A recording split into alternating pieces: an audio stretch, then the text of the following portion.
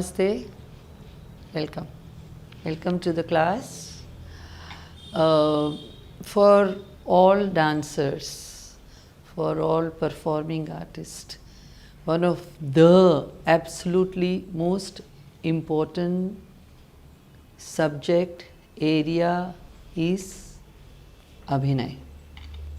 Abhinay is expounded in detail in the Natya Shastra, as you have studied it, and Abhinay is expressed, talked about, taught by everyone across the performing arts. How the theories as expounded in the Natya Shastra, because Bharata talks in the area of Natya, which is totality, includes dance, drama and music. So how it has to be translated to dance, we have to work on it. But first we have to understand Bharata's theory, and then how do we go about. So as you know, the dramatic art reaches us through the Abhinaya or histrionic representation.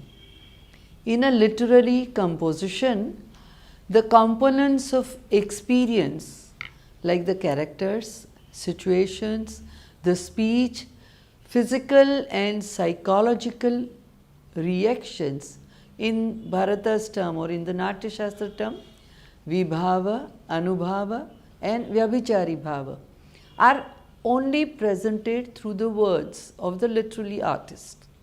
In the dramatic presentation, there is an additional advantage, namely, they can be presented in a concrete form and can be visually perceived. An actor, for instance, can play a particular character using appropriate makeup, costume and speak the words as he is intended to use and act the physical and psychological states the character is supposed to have gone through, and thereby create a live piece of experience, so to say, on the theatrical stage for us. The event or situation in which the character acts and reacts may not be left to our imaginative perception or to our understanding of the meaning of the word, written or spoken. It also can be reconstructed on the stage by the use of suitable drapery, curtains, props, property, special effect of the stage, arrangements, lights, music and so forth. Such visual and oral aids that the theatre may utilize make the experience concrete, tangible and palpable for the spectator, where he can use most of his means of perception to grasp and accept the experience presented to him. This is an aspect which is particular and exclusive to drama. Bharata therefore gives us yet another definition of drama and says the entire nature of human beings as connected with the experiences of happiness, misery, joy, sorrow, all when presented through the process of histrionic representation is to be called Natya. The Natya Shastra described in great and minute details the texts and techniques of Abhinaya. Theoretically, Abhinaya is the only mode of presenting an experience in drama, the literary word serving as a script to carry out the dramatist's intent and as a base for the Abhinaya. Practically, the Natya Shastra seems to provide not only a theory of drama, but also the guidelines and rules for producers and actors to learn and make use of the technique of Abhinaya in dramatic presentation. But when it comes to dance, it is a little different in the sense that in a solo dance form, especially in the solo dance form, it is only one dancer, and during his or her performance, they go through all the expressions and Abhinaya of all different characters, different age wise, different nature wise, different country wise, every way, and only through the Angika, only through the Mukhaja, through the chesta, that the dancer has to bring out all this in the Abhinaya. It is the Satvika and it is the Aharya which becomes the most important for a solo dancer. Of course, there is Vachika through the music, which is also very supportive. So, for a dancer, it is Eka Aharya Lasya, whereas you do not change Aharya. And in one Aharya, in one setup, you have to present all characters. Abhinay is the only mode of communicating dramatic experience to the spectators. The word is formed from the root na, preceded by the preposition abhi. Abhinaya is the means to carry the poet's content and its aesthetic and philosophic significance towards the spectators. It employs the mode of direct presentation, visual and oral perception, in virtue of the intoned speeches, gestures and movements, facial expressions and physical poses, makeup, costume and etc.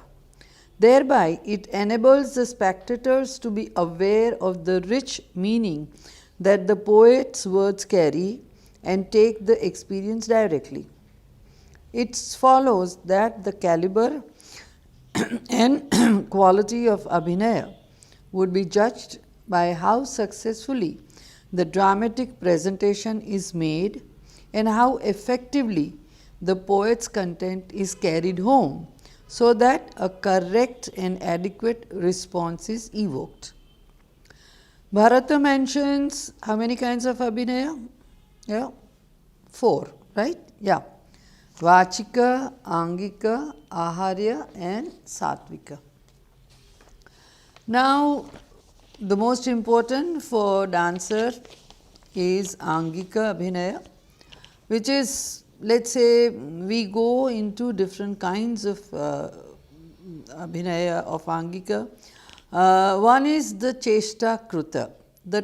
It is the type of Angika Abhinaya that includes the combined movements of all the major and minor limbs of the body, which are of 2 kinds, the gait and the dance movement. It involves various types of gait suitable for different characters in a play, their postures, seats for them and their lying down postures. They are all expressive of various mental states and emotions. These dance movements include 108 types of karana, various angahara, vrechaka, pindibandha, bhedyaka and akashiki and bhauri chari, which are useful for both the actors and the dancers. The anubhava of which represent physical reactions to an emotional experience, and they are rendered in stage performance through physical manifestations and varied movements of the body. This is Angika Abhinaya and is treated rather fully and minutely in the Natya Shastra. Because the visual impact in a dramatic spectacle is forcefully conveyed by the gestures and movements of the actor playing a role on the stage. The Angika Abhinay is a necessary part in dance performance, and some training in dance mode is always essential for an actor, and especially in the performance of Sanskrit plays for carrying out certain types of Abhinaya. It is likely that the Natya Shastra entered into a detailed description of this aspect of histrionics to serve needs of both an actor as well as the dancer. The Angika Abhinaya has many aspects, but for our purpose it is broadly classified into three, that is the Sharira involving the limbs of the body, Mukhaja the facial expressions, and Cheshtakruta affected through actions and movements.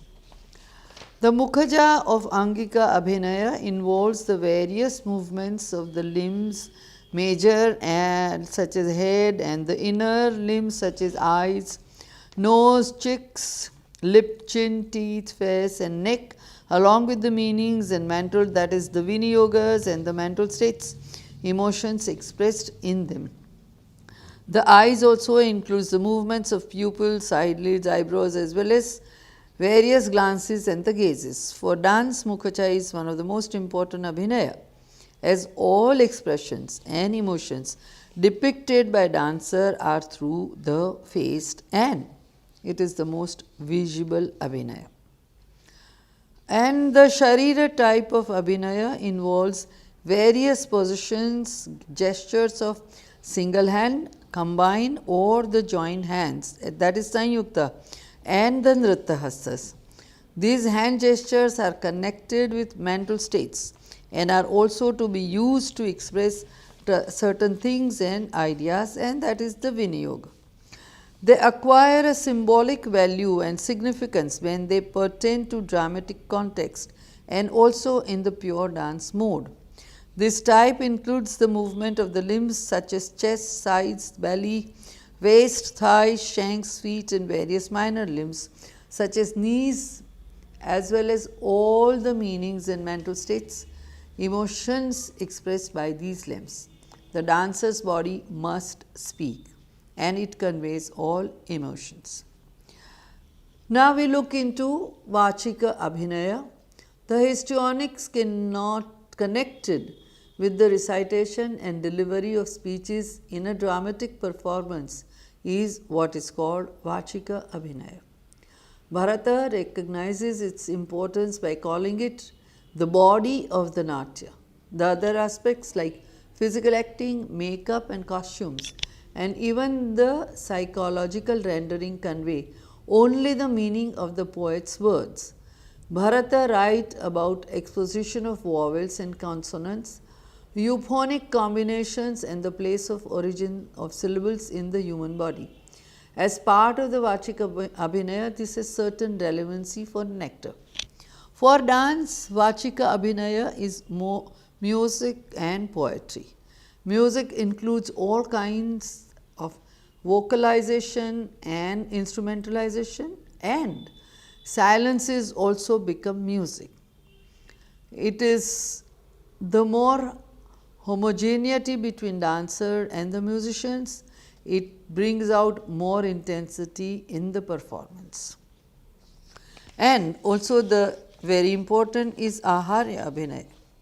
This Abhinaya is connected with what is known as Nepatya, the use of makeup, costume, jewelry, weapons, stage props and property necessary in a stage representation of drama.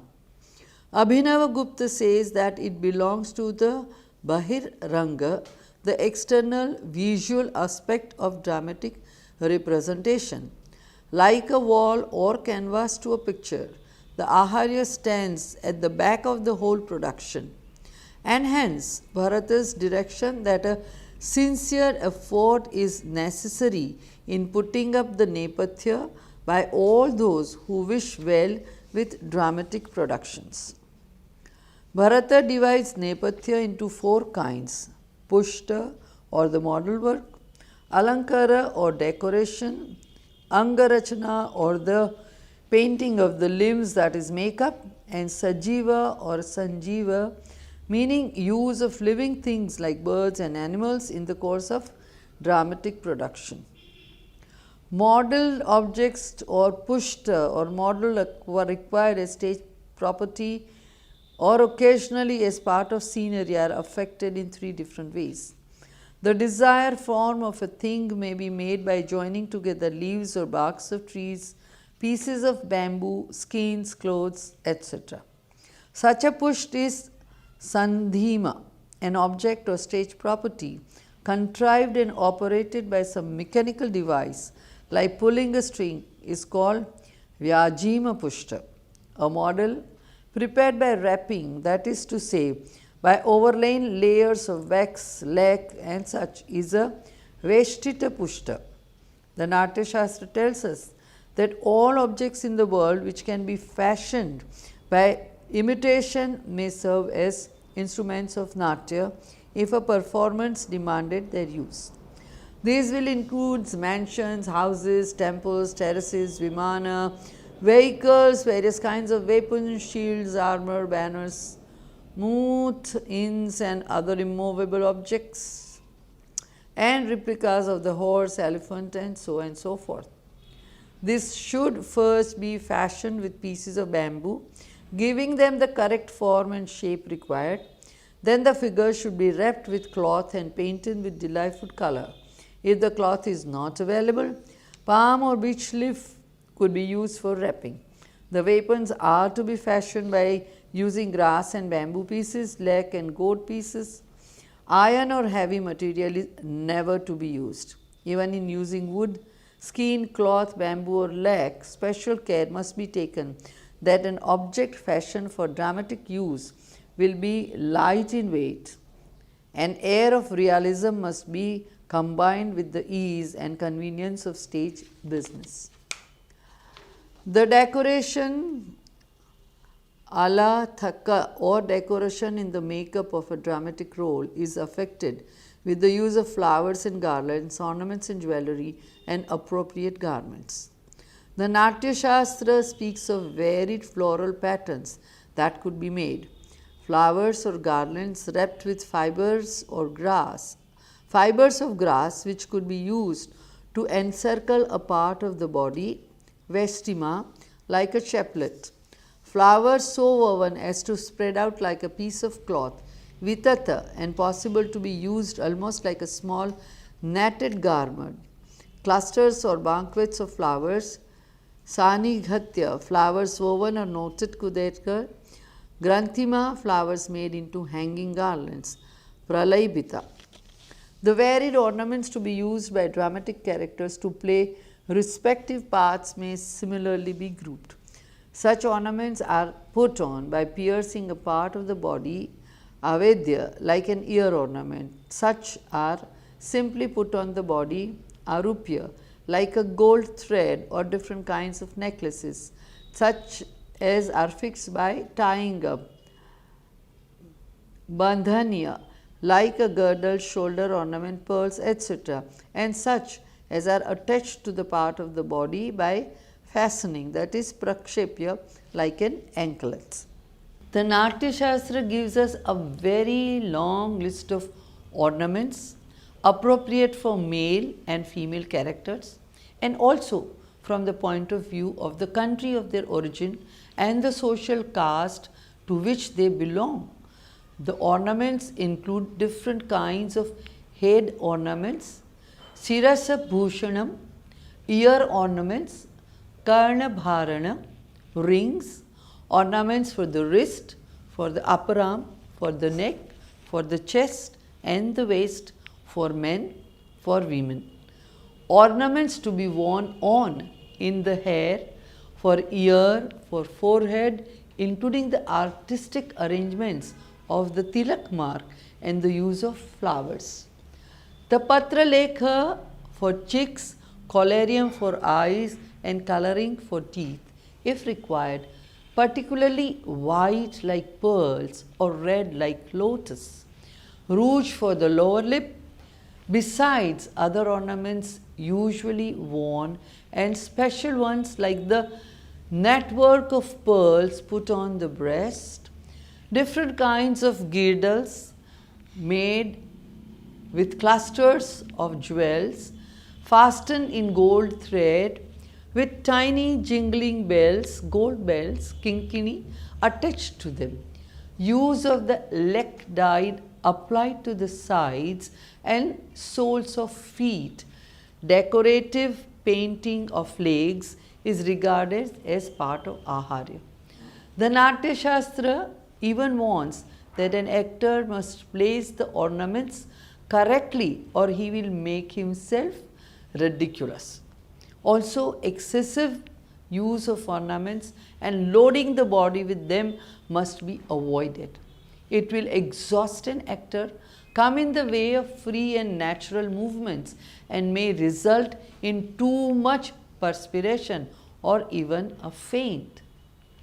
Bharata indicates some special points in regard to the use of ornaments, garments, and hairstyles for characters of different classes. The general principle being that of individual identity and proper distinction. And you can see here how aesthetically all this is told and brought out in the most simplistic manner, which we today also feel that the ornaments and the costumes should be such that it will allow the emotions to come out very easily, very gently, and allow oneness of the dancer with the audience. Heavenly men and women, ikhandaka, hair piled on head and pearls used in them. Women of gods, green garments and accessories. Lapis lazuli or pushya raga jewels. The Vidyadhara women in white dress. Yaksha women and apsaras use of jewelry. Naga women, pearls.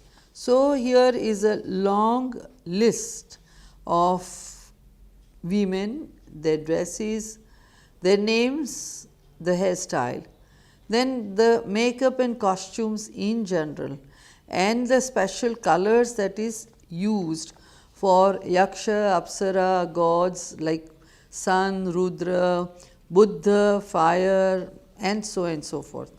And then there is intense description of men belonging to different regions, and they have different complexions like that of heated gold, white, blue, yellowish, red, but for dramatic convention, the certain directions may be used, like kings would use red like lotus and yellowish red or blue. Then there is sages, they are generally plum colored, but variations may be used for. And then there is Brahmin and Kshatriya, then barbarous and hill tribes, and so on and so forth. The suitable beards have to be provided for male characters as part of the makeup.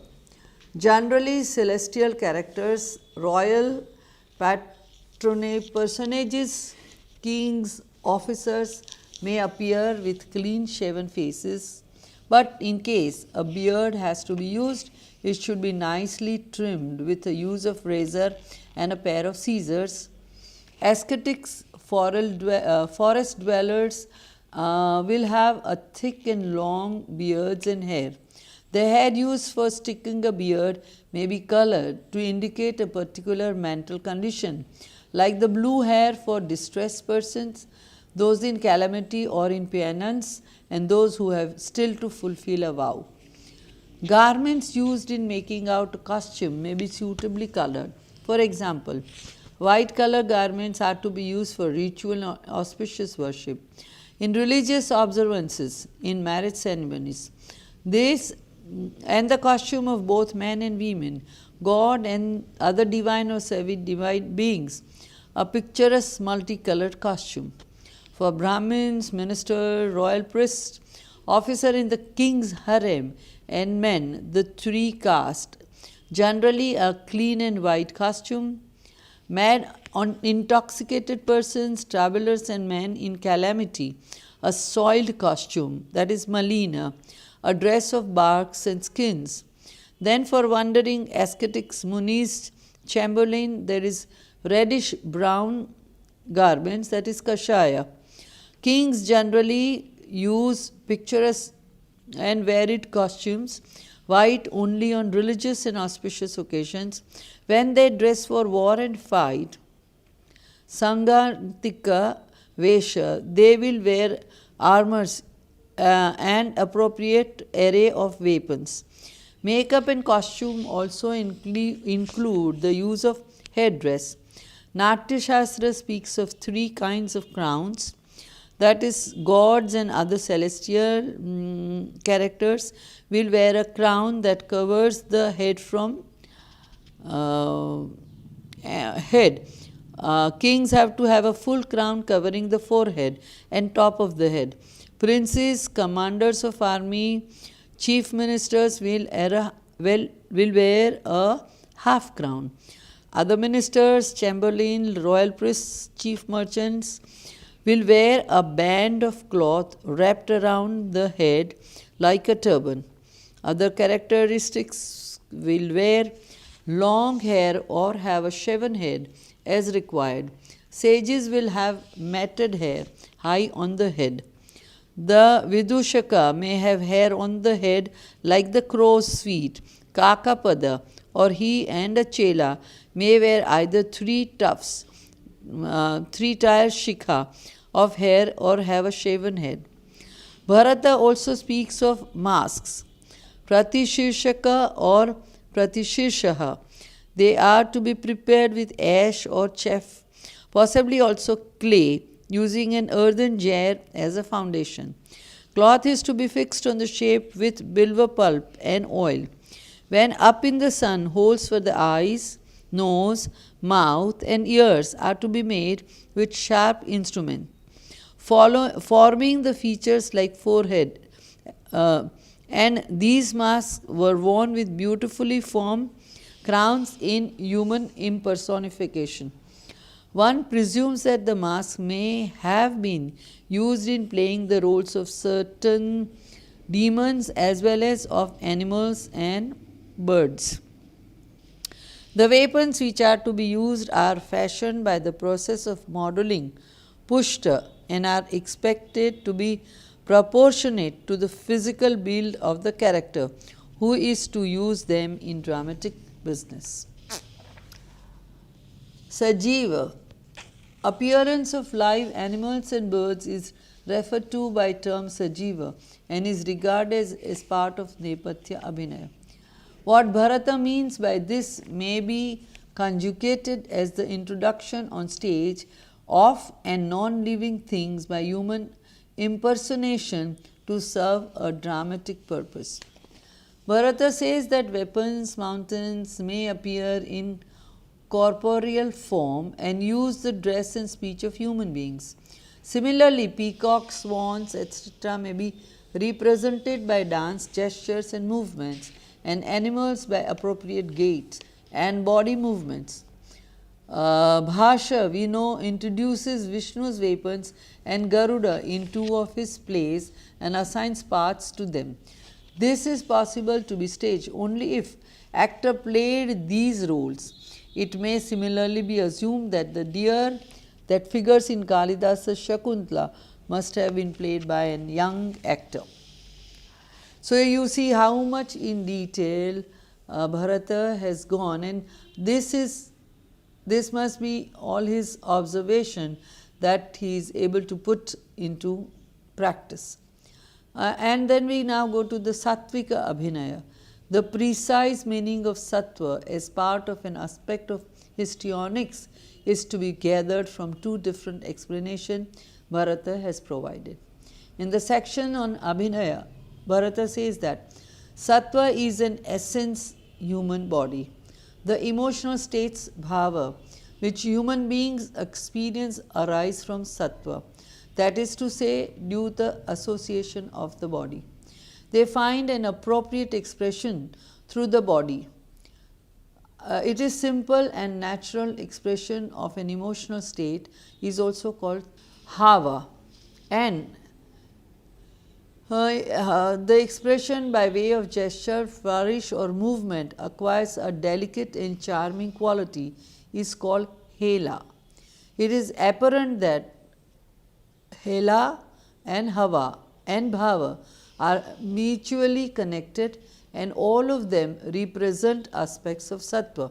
As such, they belong to the body and rest in the physical nature of man. In the context of sattvika bhavas, Bharata says that sattva originates in minds. It denotes the equiposed state of mind. When the mind attains perfect concentration, sattva is produced. This is so because the physical expression of an emotional state, like the horripilation, tears, loss of color, and the like, cannot simply be produced in acting unless the mind is fully concentrated and undistracted, as it happens in the experience in real life. Considering the double aspects of sattva, mind, emotional state, and physical expression, Sattvika Abhinaya may be understood as the psychophysical representation. Whatever may be the actual condition to his own mind, the actor must be able to weep or express joy if the dramatic situation demands such a showing, and produce appropriate physical reactions, facial expressions, voice intonation, and symptoms of tears or jubilation in order to convince that he is experiencing sorrow or happiness. Such a piece of acting cannot be completely realistic unless an actor is living the role and not merely playing it.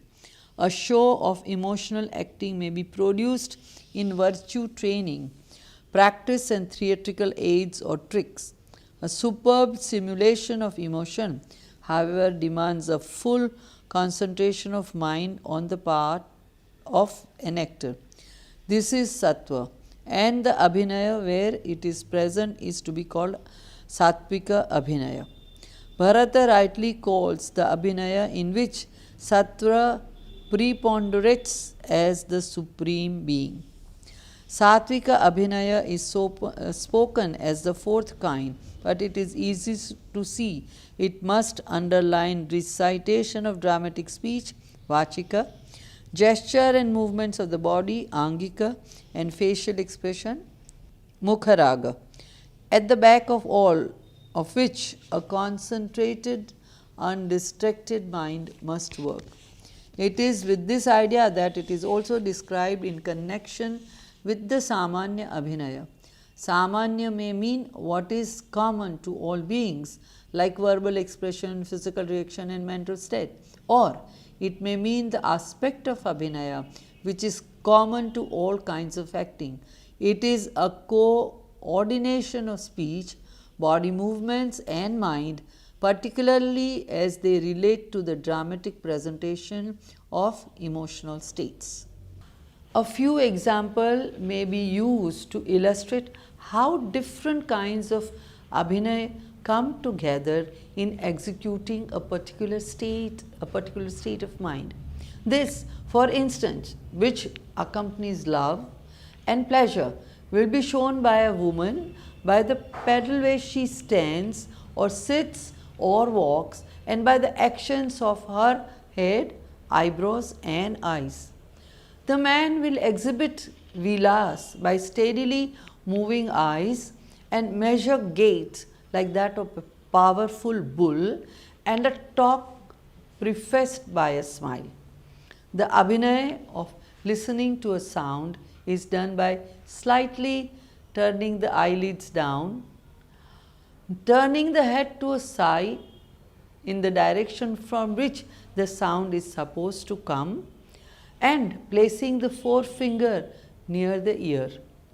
To indicate a mental reaction to the sound, an actor will turn eagerly towards it as if to desirable or age-cable.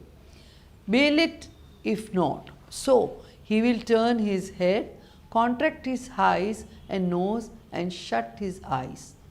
Apart from this, Bharata also described Chit Abhinaya and Samanya Abhinaya. Samanya Abhinaya is described as the combination of speech, bodily movements, and natural grace born of the inner spirit, while is an extension of which deals with the body to describe or represent pictorially the material and non-material objects such as night, evening, darkness, heat, and so on. Also, the representation of the feeling like joy, anger, pain, and sorrow. So, after understanding what is Abhinaya, you will have to translate it in the dance style and in your dance as an individual dancer. So, please go through this module with great patience, great details, and great understanding so that you become a master of Abhinaya in your dance. Thank you. Goodbye.